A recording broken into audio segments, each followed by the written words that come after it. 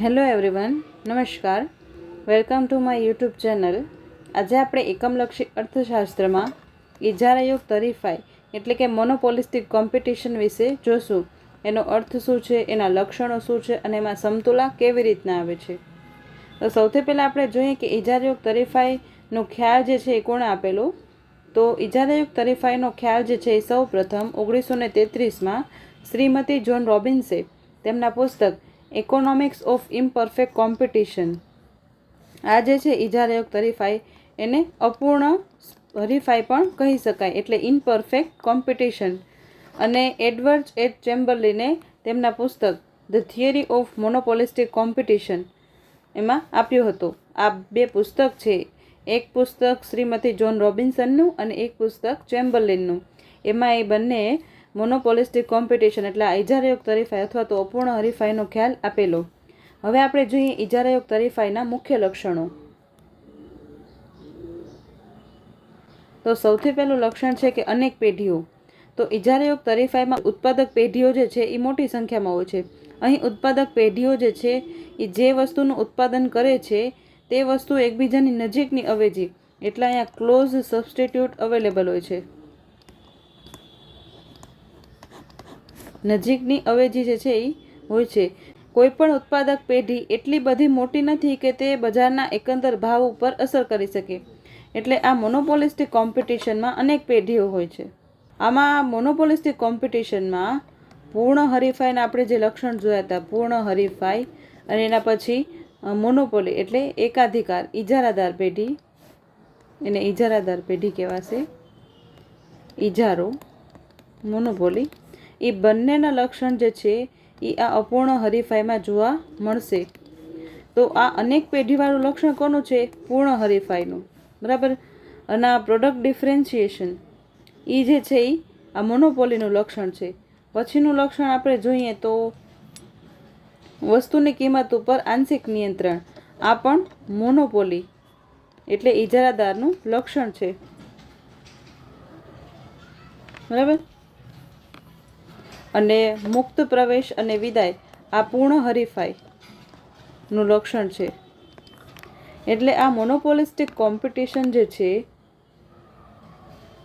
આપણે મોનોપોલિસ્ટિક કોમ્પિટિશન એટલે આ ઇજારાયુક્ત હરીફાઈ, આ ઇજારાયુક્ત હરીફાઈ છે એ પૂર્ણ હરીફાઈ અને ઇજારો એ બંનેનું હાઇબ્રિડ વર્ઝન એમ કહી શકાય કે બંનેને મળીને આ ઇજારાયુક્ત હરીફાઈ બનેલી છે. પરફેક્ટ કોમ્પિટિશન પ્લસ મોનોપોલી, આ બંનેના લક્ષણો જે છે એ મોનોપોલિસ્ટિક કોમ્પિટિશન એટલે કે ઇજારાયુક્ત હરીફાઈમાં જોવા મળે છે. તો આપણે એના લક્ષણો જોઈએ. અહીંયા જે છે એ કોઈ એક પેઢી વસ્તુના ભાવ ઉપર નિયંત્રણ ધરાવતી નથી, કારણ કે અહીંયા અનેક પેઢી છે. તેનો અર્થ એ થાય છે કે કોઈ એક પેઢી પોતાના ઉત્પાદન અને ભાવો અંગે જે નિર્ણય લે છે તેની અસર બીજી પેઢીઓ ઉપર તો પડે જ છે. અહીં દરેક પેઢીઓ ઇજારો તો ભોગવે જ છે, પરંતુ બીજી પેઢીઓ સાથે તીવ્ર સ્પર્ધામાં છે. અહીંયા એવું છે કે આટલી વધારે પેઢીઓ છે કે 1, 2, 3, 4 એવી રીતના 4 અથવા વધારે પેઢીઓ છે, બરાબર. એ બધી પેઢીઓ જે છે એ ઇજારો ભોગવે છે કે પોતાની પ્રાઇસ પોતે ડિસાઇડ કરે છે અથવા તો પોતાનું આઉટપુટ પોતે ડિસાઇડ કરે છે, બરાબર. પણ એ એકબીજા સાથે શું કરશે? પ્રતિસ્પર્ધા કરે છે, પ્રતિસ્પર્ધા, કે મારું પ્રોડક્ટ વધારે સારું, મારું પ્રોડક્ટ વધારે સારું ને મારું પ્રોડક્ટ, એવી રીતના એ પ્રતિસ્પર્ધા કરે છે, તીવ્ર સ્પર્ધામાં હોય છે. અહીં ઇજારામાં એક જ પેઢી હોય છે, તેના કરતાં વધારે પેઢીઓ હોય છે. ઇજારો એટલે મોનોપોલીમાં જોયું હતું કે અહીંયા એક જ પેઢી હશે, પણ આ મોનોપોલિસ્ટિક એટલે આ ઇજારાયુક્ત હરીફાઈમાં એક કરતાં વધારે પેઢીઓ હોય છે અને પૂર્ણ હરીફાઈમાં હોય છે એના કરતાં ઓછી પેઢીઓ હોય છે. એટલે અહીંયા શું કહેવા માંગે છે કે પૂર્ણ હરીફાઈમાં જેટલી પેઢીઓ હશે એના કરતાં ઓછી હશે અને મોનોપોલીમાં એક જ પેઢી છે એના કરતાં તો વધારે હશે. એટલે આ બંનેની વચ્ચે આ મોનોપોલિસ્ટિક કોમ્પિટિશન છે, એટલે ઇજારાયુક્ત હરીફાઈ. એમાં પૂર્ણ હરીફાઈ કરતાં તો ઓછા ઉત્પાદકો હશે, એટલે પૂર્ણ હરીફાઈમાં અસંખ્ય ઉત્પાદકો હોય છે, પણ આ મોનોપોલિસ્ટિક કોમ્પિટિશનમાં પૂર્ણ હરીફાઈ કરતાં ઓછા પણ મોનોપોલી કરતાં વધારે ઉત્પાદકો હોય છે.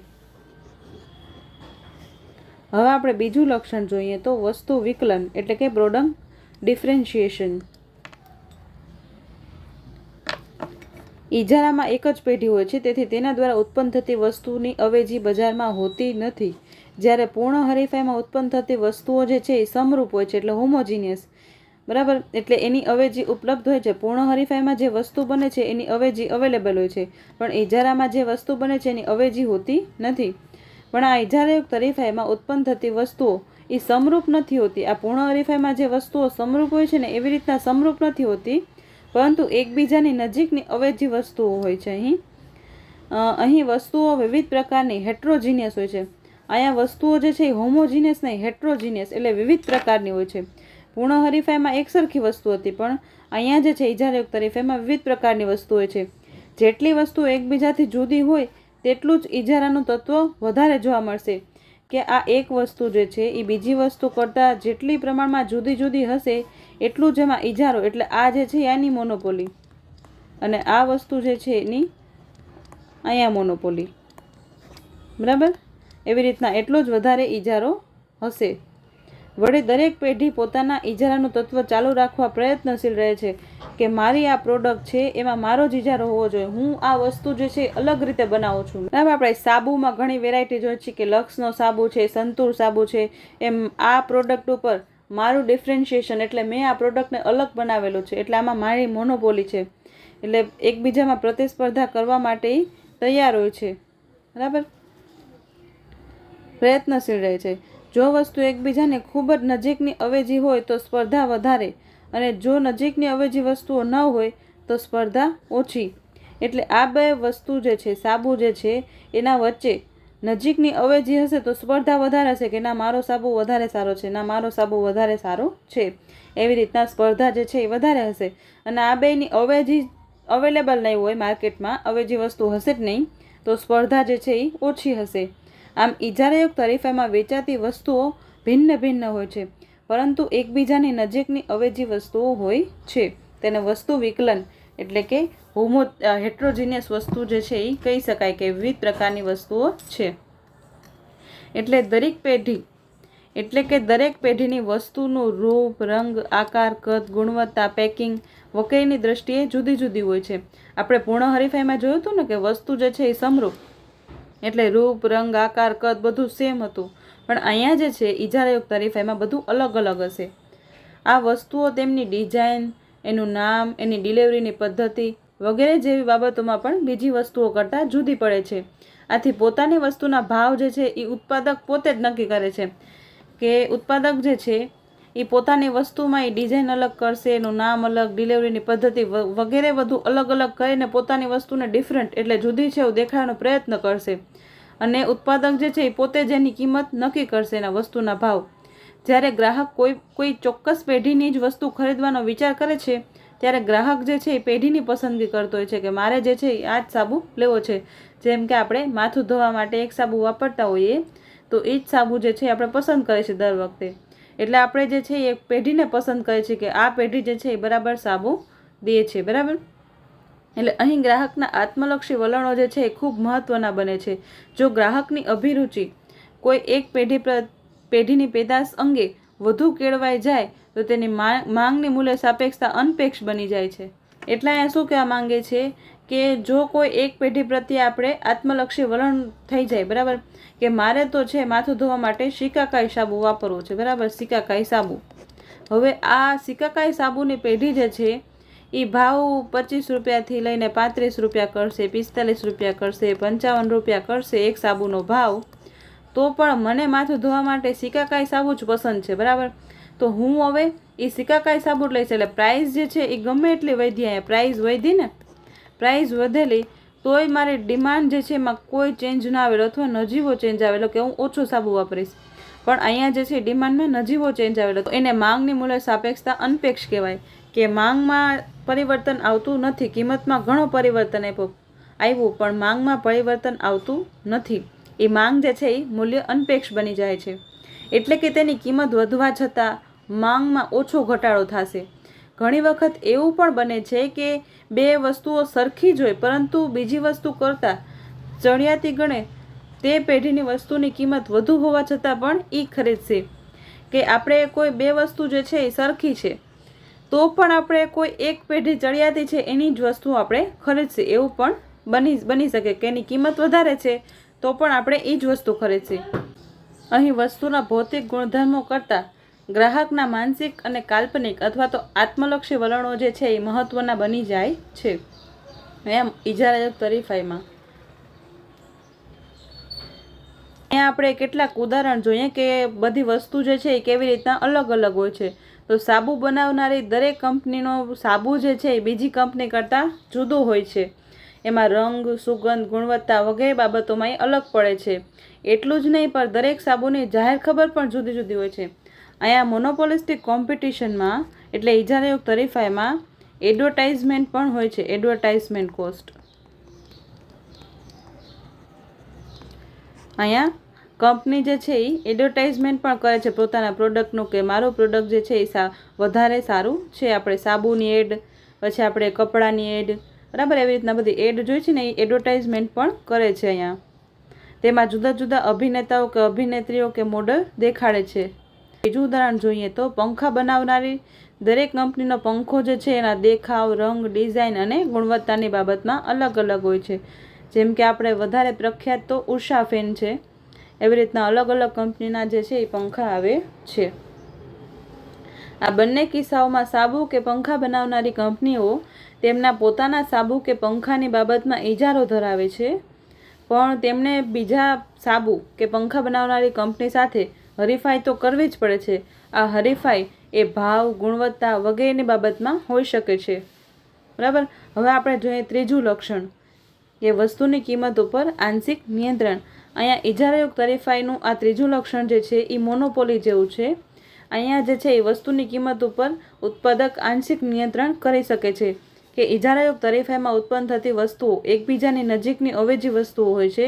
જો કોઈ ઉત્પાદક પેઢી વસ્તુના ભાવ ઘટાડશે તો ગ્રાહકો તે પેઢીની વસ્તુ જે છે એ વધારે ખરીદશે, કારણ કે તેની નજીકની અવેજી વસ્તુ કરતાં તેનો ભાવ ઓછો થયો છે. એ જ પ્રમાણે જો ઉત્પાદક પેઢી જે છે એ ભાવ વધારશે તો ગ્રાહકો તે પેઢીની વસ્તુ જે છે એ ઓછી ખરીદશે, કારણ કે તેની નજીકની અવેજી વસ્તુ કરતાં તેના ભાવ વધારે છે. ઇજારાયુક્ત હરીફાઈમાં પેઢી જે છે એ કિંમત સ્વીકારનાર નથી, એટલે પ્રાઇસ ટેકર નથી. આપણે પૂર્ણ હરીફાઈમાં જોયું હતું કે પેઢી જે છે એ પ્રાઇસ ટેકર હશે, પણ અહીંયા ઇજારાયુક્ત હરીફાઈમાં એ પ્રાઇસ ટેકર નથી, પરંતુ પોતાની વસ્તુની કિંમત ઉપર આંશિક નિયંત્રણ ધરાવે છે. સંપૂર્ણ નિયંત્રણ હશે નહીં. સંપૂર્ણ નિયંત્રણ ક્યાં હશે? મોનોપોલીમાં, એટલે ઇજારોમાં. હવે આપણે એક ઉદાહરણ જોઈએ તો દાખલા તરીકે સફેદ રંગનો પંખો બનાવનારી કંપની તેમાં ઇજારો ધરાવે છે અને તેનો ભાવ 1500 રાખે છે. કોફી રંગનો પંખો બનાવનારી કંપની જે છે એમાં ઇજારો ધરાવે છે અને તેનો ભાવ 1700 રાખે છે. બંને પોતપોતાના ઉત્પાદનમાં ઇજારો ધરાવે છે, પણ બંને વચ્ચે હરીફાઈ પણ છે. એટલે કોફી રંગના પંખાના ઉત્પાદક તેનો ભાવ 2500 રાખી શકશે નહીં. જો તે એમ કરશે તો જે ગ્રાહકો કોફી રંગનો પંખો ગમે છે તેઓ પણ માત્ર રંગને કારણે 1000ની કિંમત વધારે આપવા તૈયાર થશે નહીં.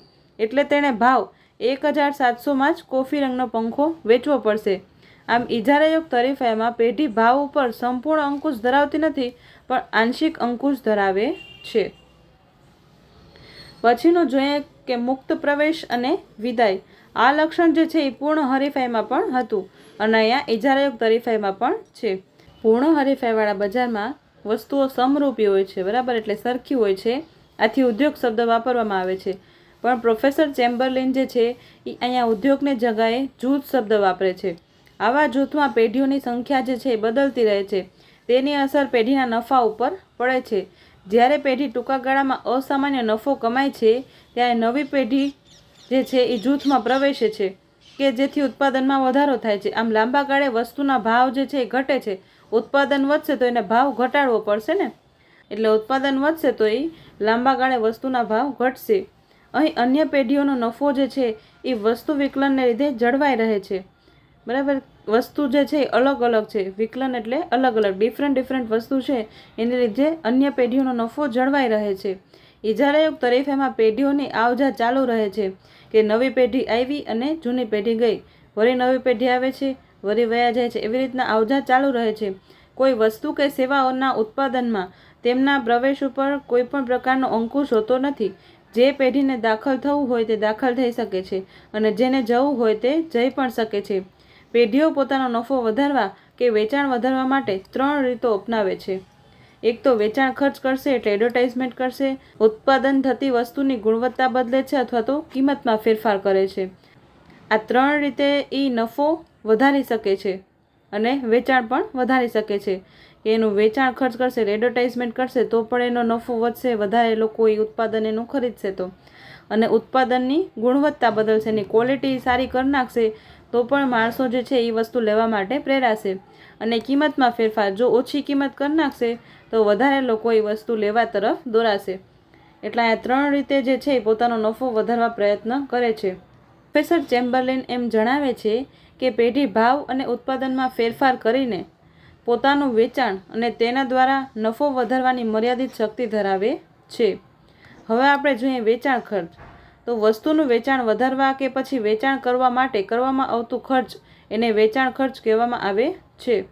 વેચાણ ખર્ચ એ ઇજારાયુક્ત હરીફાઈનું એક મહત્વનું લક્ષણ છે. વેચાણ ખર્ચ એટલે શું કે વસ્તુ આપણે વેચવી છે એના માટે કોઈ ખર્ચ કરવામાં આવે છે, બરાબર. આપણે એડવર્ટાઇઝમેન્ટ કરીએ છીએ બરાબર, પછી આપણે રેડિયોમાં, ટીવીમાં, છાપામાં, ન્યૂઝપેપરમાં વગેરે જગ્યાએ એડવર્ટાઇઝમેન્ટ દેશું ને, એ વેચાણ ખર્ચ હોય છે. કે ઉત્પાદક પેઢી ગ્રાહકને પોતાની વસ્તુ તરફ આકર્ષવા માટે આ ખર્ચ કરે છે. વેચાણ ખર્ચ કરવાનો મુખ્ય હેતુ એક ગ્રાહકની પસંદગી ઉપર અસર પાડવાનો હોય છે. વેચાણ ખર્ચ એ વસ્તુની માંગ અને ઉત્પાદન ખર્ચ એ બંનેને ઉપર અસર પાડે છે. એટલે વેચાણ ખર્ચ કરશું એટલે એડવર્ટાઇઝમેન્ટ કોસ્ટ કરશું, એના લીધે આપણે ડિમાન્ડ જે છે એ વધે છે અને ઉત્પાદન ખર્ચ એ વધે છે, બરાબર. એટલે કે વેચાણ ખર્ચ દ્વારા ઉત્પાદક પેઢી પોતાની વસ્તુની માંગ ઊભી કરે છે. વેચાણ ખર્ચ એ અનેક રૂપે થાય છે, જેમ કે રેડિયો, ટીવી, છાપા, પોસ્ટર વગેરે ઉપર જાહેર ખબરો આપીને વેચાણ ખર્ચ કરવામાં આવે છે. અહીંયા ઉત્પાદક પેઢી જે છે એ જેમ પોતાનો નફો મહત્તમ કરવા માટે વસ્તુની કિંમત અને ઉત્પાદન નક્કી કરે છે તેમ વસ્તુનું વેચાણ ખર્ચ પણ નક્કી કરે છે. ઉત્પાદન ખર્ચ એ વસ્તુ કે સેવા ઉત્પન્ન કરવા માટેનું ખર્ચ છે, જ્યારે વેચાણ ખર્ચ એ વસ્તુની માંગ ઉત્પન્ન કરનારું ખર્ચ છે. આ ખાસ યાદ રાખવાનું કે વેચાણ ખર્ચ શેના માટે કરવામાં આવે છે, તો વસ્તુની માંગ ઉત્પન્ન કરવા માટે.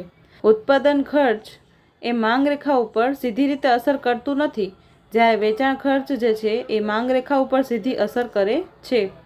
વેચાણ ખર્ચની અસરથી ઘણીવાર ગ્રાહકો એક વસ્તુની માંગ ઘટાડીને બીજી વસ્તુની માંગ કરવા તરફ પ્રેરાય છે. કે આપણે એડવર્ટાઇઝમેન્ટ કોઈ જોઈએ તો આપણે એ વસ્તુની માંગ કરીએ છીએ કે આ વસ્તુ કદાચ વધારે સારી હશે, અથવા તો નવી જ માંગ ઊભી કરવા પ્રેરાય છે.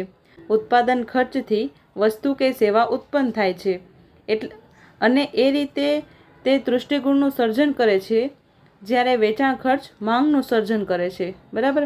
આપણે ઉત્પાદન માટે ખર્ચ કરશું ને, કે સૌથી પહેલાં આપણે લેબરને લઈ આવ્યા, કેપિટલને લઈ આવ્યા, બરાબર. એવી રીતના ઉત્પાદન ખર્ચ કરશું ઉત્પાદનના સાધનો ઉપર, અને એ ઉત્પાદન ખર્ચ કરવાથી આપણે એક પ્રોડક્ટ બનાવશું. એ પ્રોડક્ટ બનાવશું તો એ દૃષ્ટિગુણનું સર્જન કરે છે. જ્યારે આપણે આ એડવર્ટાઇઝમેન્ટ કરશું એટલે વેચાણ ખર્ચ કરશું તો એમાંથી માંગનું સર્જન થશે. ઘણી વખત ઉત્પાદન ખર્ચ અને વેચાણ ખર્ચમાં તફાવત કરવો અઘરો થઈ પડે છે, ખાસ કરીને પેકિંગ દૃષ્ટિગુણ અને માંગ બંને સર્જે છે, બરાબર. પ્રોફેસર ચેમ્બરલિન એમ જણાવે છે કે પેકિંગ સિવાય પણ વસ્તુની માંગ હતી જ. આકર્ષક પેકિંગથી માંગ વધે છે. આમ જે ખર્ચ દ્વારા માંગને અનુરૂપ વસ્તુ બનાવાય એ ઉત્પાદન ખર્ચ છે, બરાબર. જે ખર્ચ દ્વારા આપણે માંગને અનુરૂપ વસ્તુ બનાવીએ કે માર્કેટમાં જે ડિમાન્ડ છે એને અનુરૂપ આપણે વસ્તુ બનાવીએ એ ઉત્પાદન ખર્ચ છે. અને જે ખર્ચ દ્વારા એટલે વેચાણ ખર્ચ દ્વારા આપણે માંગને વસ્તુના અનુરૂપ બનાવીએ એટલે આપણે એડવર્ટાઇઝમેન્ટ કરીને એ માંગને ઊભી કરીએ છીએ, બરાબર. એ વેચાણ ખર્ચ છે. સ્પષ્ટ છે કે ઉત્પાદન ખર્ચની અસર વસ્તુના પુરવઠા ઉપર પડે છે અને વેચાણ ખર્ચની અસર જે છે એ વસ્તુની માંગ ઉપર પડે છે. એટલે આપણે ઉત્પાદન ખર્ચની અસર જે છે એટલે લેબર લીધા, કેપિટલ લીધા, બરાબર. એ ઉત્પાદન ખર્ચની અસર જે છે એ સપ્લાય ઉપર પડશે કે આપણે કેટલી સપ્લાય કરી છે, અને આપણે એડવર્ટાઇઝમેન્ટ કરશું એના લીધે માંગ ઉપર અસર પડે છે, બરાબર. આના પછી જે છે એ ઇજારાયુક્ત હરીફાઈમાં ટૂંકા ગાળામાં પેઢીની સમતુલા. હવે આ ઇજારાયુક્ત તરીફ એમાં ટૂંકા ગાળાની સમતુલા અને લાંબા ગાળાની સમતુલા જે છે એ આપણે નેક્સ્ટ વિડીયોમાં સમજશું. જો વિડીયો પસંદ આવી હોય તો લાઈક કરજો, કમેન્ટ કરજો અને તમારા મિત્રો સાથે શેર પણ કરજો. Thank you so much.